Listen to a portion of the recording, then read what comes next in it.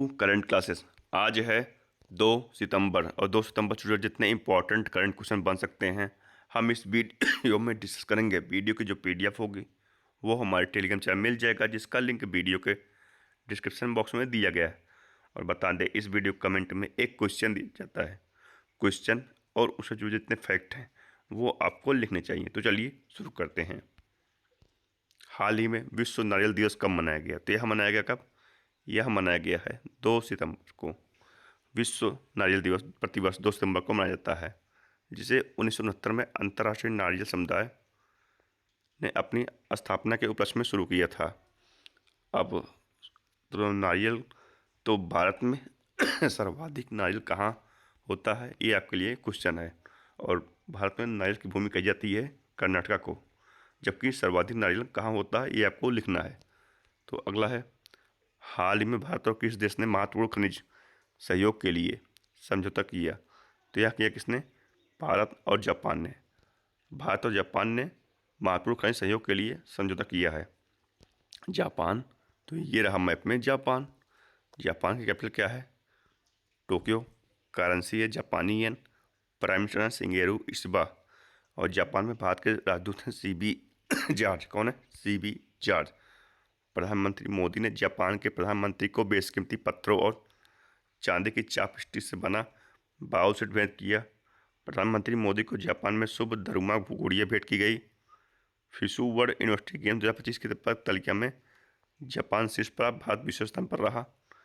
सी यूची ने Japan open badminton 2025 में पुरुष सिंगल खिताब जीता है। 16वां इंडियन ट्रेड फेयर टोक्यो में आयोजित किया गया। अगला है, हाल ही में भारत सरकार ने बीमा क्षेत्रों के लिए कितने परसेंट एफडीआई योजना अधिसूचित की है? तो यह किया है कितने परसेंट? 100%। कितना किया है? 100%। 100% एफडीआई योजना अधिसूचित किया है। अगला है, हाल ही में किसने एफएसएआई इंडिया के मुख्य कार्यकारी अधिकारी के रूप में कार्यभार ग्रहण किया? तो किसने किया है? तो यह किया है रजीत पुन्हानी ने। रजीत पुन्हानी ने F S A I India के मुख्य कार्यकारी अधिकारी के रूप में कार्यभार ग्रहण किया है। अब टीसीएस ने अपना एआई इकाई का प्रमुख अमित कपूर को नियुक्त किया है। उर्जित पटेल आईएमएफ के एग्जीक्यूटिव डायरेक्टर बने हैं। ओपन एआई ने राघव गुप्ता को भारत और एशिया प्रशांत के लिए शिक्षा प्रमुख नियुक्त किया है। J&K बैंक ने एस कृष्णन को अपना नया अध्यक्ष नियुक्त किया है। ग्रीहाम हाउसिंग ने अर्जुन चौधरी को अपना नया सीईओ नियुक्त किया है। नायरा एनर्जी ने तैमूर अफसगुलियव को अपना नया सीईओ नियुक्त किया है। एनडीबी ने राजीव रंजन को अपना नया उपाध्यक्ष नियुक्त किया है। और राजीव आनंद ने इंडसइंड बैंक के एमडी और सीईओ का कार्यभार संभाला है। अगला है, हाल ही में कौन वैश्विक शांति सूचकांक 2025 में एशिया का सबसे सुरक्षित देश एशिया का सबसे सुरक्षित देश घोषित किया गया? तो कौन किया गया? तो यह किया गया कौन? सिंगापुर। सिंगापुर जो है 163 देशों में एशिया के पहले स्थान पर रहा। और इसमें भारत रहा है, भारत 115वें स्थान पर रहा, जबकि सिंगापुर विश्व में 6वें स्थान पर रहा है। अब सिंगापुर, तो ये रहा मैप में सिंगापुर। सिंगापुर कैपिटल क्या है? Singapore city. करेंसी है सिंगापुर डॉलर। और प्रेसिडेंट है थर्मन शरमगतरम। और प्रेसिडेंट है लॉरेंस वांग। और भारत और सिंगापुर के बीच में सिम्बेस युद्धाभ्यास होता है। ग्लोबल एआई सिटी इंडेक्स 2025 में सिंगापुर शीर्ष पर रहा। भारत सिंगापुर सैन्य अभ्यास बोल्ड कुरुक्षेत्र जोधपुर में हुआ। हेनले पासपोर्ट इंडेक्स 2025 में सिंगापुर शीर्ष पर रहा। भारत 77वें स्थान पर रहा। भारत और सिंगापुर के बीच द्विपक्षीय अभ्यास सिम्बेस का 32वां संस्करण आयोजित हो रहा है। सीडीएस जनरल अनिल चौहान ने सिंगापुर के सांगरी ला संवाद के 22वें संस्करण में भाग लिया। विश्व हवाई अड्डा रैंकिंग 2025 की सूची में सिंगापुर हवाई अड्डा शीर्ष पर रहा। भारत और सिंगापुर ने ग्रीन और डिजिटल शॉपिंग कॉरिडोर के लिए आशय पत्र पर हस्ताक्षर किया है। अगला है, हाल ही में आदिवासी भाषाओं के संरक्षण के लिए कौन सा एआई आधारित ट्रांसलेटर लॉन्च किया गया? तो यह किया गया कौन सा? आदिवाणी।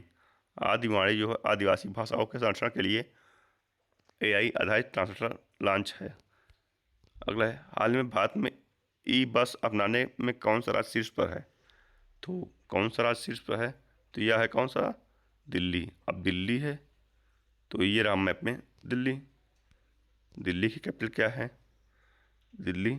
और वहाँ की जो सीएम है रेखा गुप्ता हैं, और वहाँ के जो लेफ्टिनेंट गवर्नर हैं विनय कुमार सक्सेना। विनय कुमार सक्सेना वहाँ के लेफ्टिनेंट गवर्नर हैं।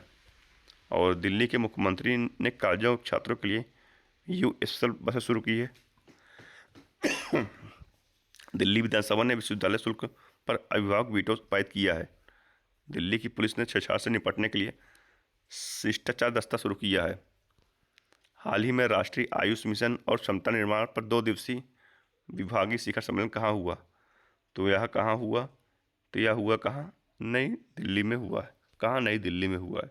अगला है, हाल ही में भारत के किस सबसे बड़े एरो इंजीनियरिंग परीक्षण केंद्र कहाँ शुरू हुआ? तो वो कहाँ हुआ है? तो यह शुरू हुआ कहाँ? उत्तर प्रदेश में। भारत के सबसे बड़े एरो इंजीनियरिंग का परीक्षण केंद्र उत्तर प्रदेश में शुरू हुआ है। उत्तर प्रदेश, तो ये रहा मैप में उत्तर प्रदेश। कैपिटल क्या है? लखनऊ। सीएम है योगी आदित्यनाथ, गवर्नर है आनंदीबेन पटेल। और उत्तर प्रदेश गन्ना, गेहूँ, दूध, आलू, सब्जियाँ, हरी मटर आदि के उत्पादन में भारत में पहले स्थान पर है। और भारत का पहला टेम्पर्ड ग्लास प्लांट नोएडा में शुरू हुआ। उत्तर प्रदेश सरकार 1 सितंबर से नो हेलमेट नो फ्यूल सड़क सुरक्षा अभियान शुरू किया। उत्तर प्रदेश के जलालाबाद नगर का नाम बदलकर परशुरामपुरी किया गया। उत्तर प्रदेश के पहले ग्रीन हाइड्रोजन प्लांट का उद्घाटन गोरखपुर में हुआ। उत्तर प्रदेश ने ब्रिटेन में अध्ययन के लिए अटल सेवनिंग छात्रवृत्ति शुरू की है। नोएडा की पहली महिला जिलाधिकारी मेघा रूपम बनी है। अगला है, हाल ही में आईसीसी ने महिला क्रिकेट को बढ़ावा देने के लिए आईसीसी ने किसके साथ समझौता किया? तो यह किया किसके साथ? यह किया गूगल के साथ। गूगल के साथ आईसीसी ने महिला क्रिकेट को बढ़ावा देने के लिए समझौता किया है। अगला है, हाल ही में किस देश में महिलाओं के लिए सबसे सुरक्षित माना जाता है?